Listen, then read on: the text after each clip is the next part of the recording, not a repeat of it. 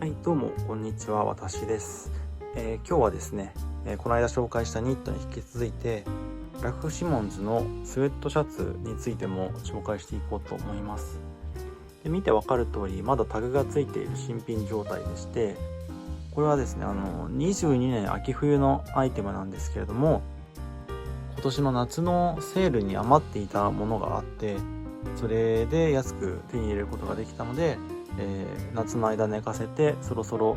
寒くなってきたので下ろそうかなというタイミングです。で、新品なんですけれども、こう見てわかる通りですね、このダメージ加工が入っているちょっとヴィンテージライクというか、プリントとかも結構かすれた感じになっているスウェットで、かなりオーバーサイズなんですよね。なんでダボっと着れる感じなんですが、ダメージの入り具合がここですね。左袖のダメージがかなりがっつり入っちゃって、ここ以外は本当にちらほらという感じなんですが、左袖だけパックリ裂けてる感じがするので、これはちょっとなんか着ているうちにドアノブとかに引っ掛けてビリッとやってしまいそうな気がするので、実際下ろす前に、糸で縫って補強をして、これ以上裂けてしまわないように加工していこうかなと思います。はい、ということで今からやっていこうかなと思うんですが、加工って言っても別にそんな大したことじゃなくて、手縫い糸と手縫い針でひたすらこう縫っていこうかなと思っています。割と普段から服の修理とかも、自分でやっちゃうタイプなので、そんなに得意なわけではないんですが、大事に服を着ていきたいので、一手間をかけてやっていこうかなと思います。この際のところで避けてるんで、ちょっとリブと干渉して難しいかなっていう気はしないではないんですが、気にしないようにして、基本的にこれ以上ここからピリッと裂けないようにここを縫っていくだけなので、そんなに難しい作業ではないのかなと思います。そのダメージスウェットなので、あえてここに縫い糸が出て加工された継ぎはぎされた感じみたいなのがあっても、それはそれでかっこいいのかなと思うのでやっていこうと思います。この辺かな。糸は2本取りにしてます。その方がなんかがっつり強そうですよね。この補強が原因で逆にまた変なダメージが入っちゃわないかなっていう心配もあるんですが、よっぽどのことがなければ大丈夫じゃないのかなと。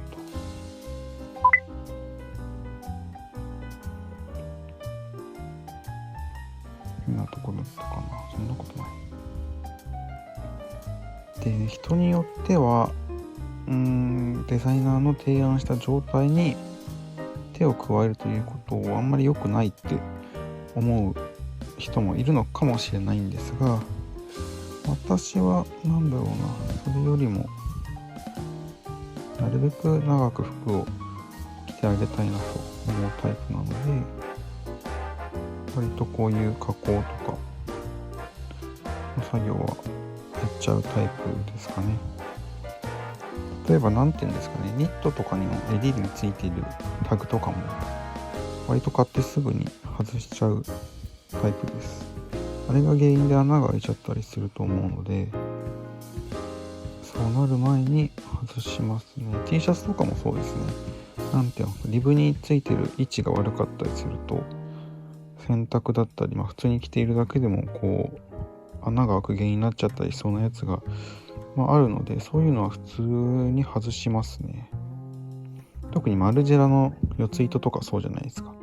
T シャツにあれついてたら普通に破れる原因になったりするので、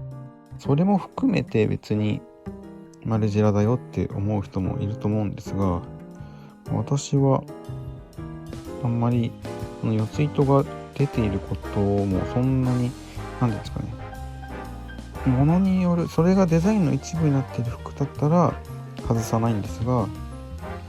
別にマルジェラだよドヤみたいなのがしたいわけでもないので、普通に外しちゃうかなっていう感じですね。他の高級ブランドであろうがなんだろうが割と外しちゃうっていうタイプですね。なるべく割ともしかしたら私ポンポン服を買ってるっていうイメージを持たれるかもしれないんですが、一度買うと結構大事に長く着たいので、そうやって加工したり修理したりしているので、皆さんが思ってるほどそんなにコロコロ服を変えているわけではないですよっていうのはお伝えしたいかなと思います。ただラフシモンズに関してはブランドが終了しちゃうこともあって、多少いつもより買いすぎている感があるのは否めないんですが、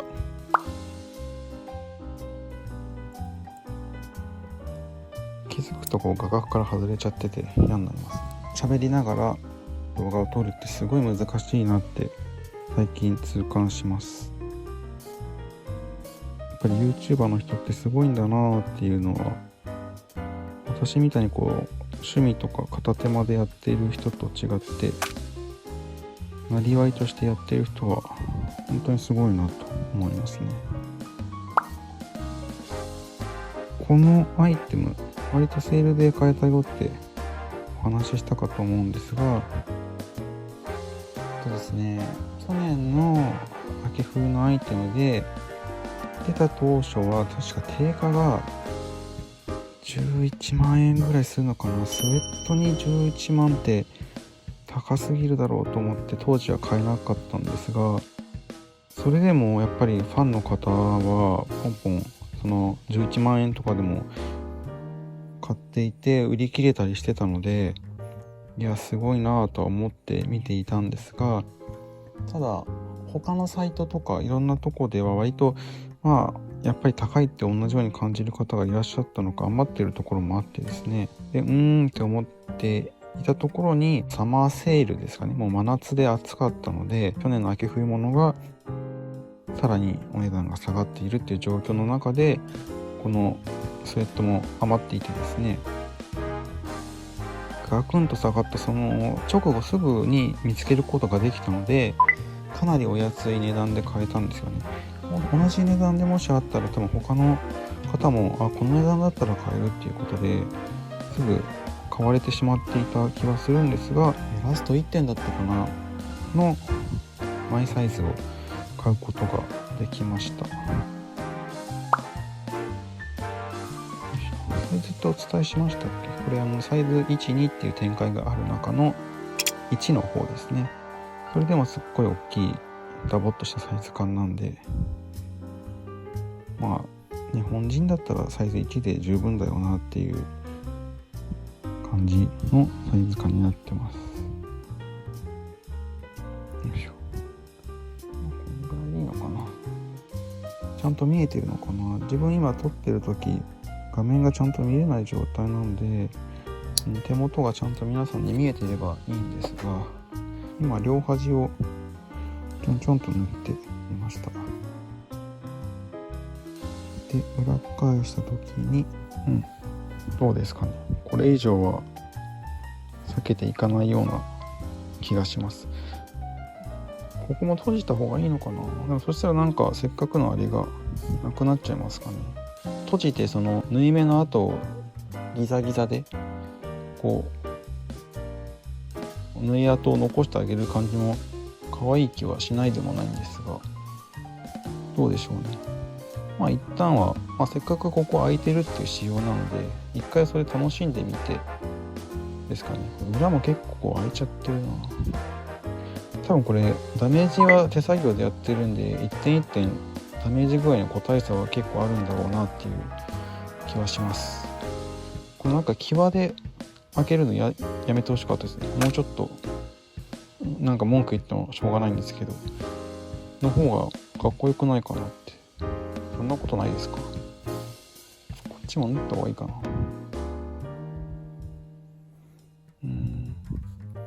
どうかな。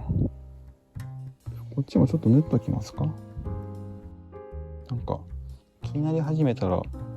全部気になっちゃいそうで、そもそもじゃあこういうダメージ加工されたものを買うなよっていう話になっちゃうんですが、まあね、かっこいいものはかっこいいですし、なんかエイジングとかって適当に履いてボロボロにしてそれがかっこいいみたいな考えの人もいると思うんですけど、私はそれよりもなんか大事にちゃんとメンテナンスしながら着たり履いたりしてあげて、ケアをしてあげて、それでもこう醸し出される雰囲気みたいなものにエイジングの良さっていうの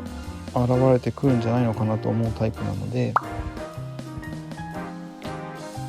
一個一個の服はなるべく大切にしてあげたいなと思います。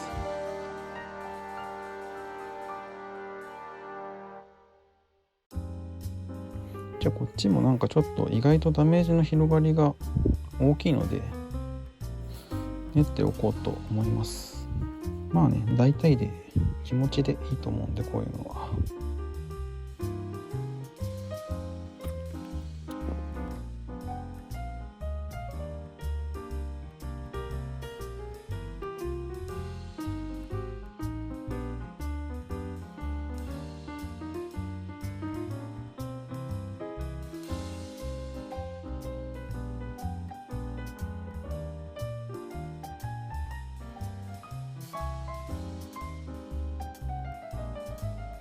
こっち側も両サイド一応縫えました。どうなってるか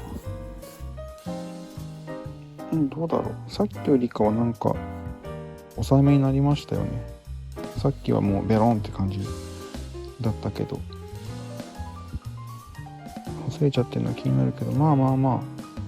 いいんじゃないかな。だいぶ最初よりかは着やすそうな気がします。これが原因で変な破れ方しないかだけ気をつけたいですけど、いい感じになったんじゃないでしょうか。ということで今日は、新しく買ったラフシモンズのオーバーサイズダメージスウェットシャツの紹介と、そのダメージが入りすぎている部分の補強をしていくっていう作業動画でした。じゃあまた何か紹介したいものがあったら気が向いた時に撮っていこうかなと思います。では。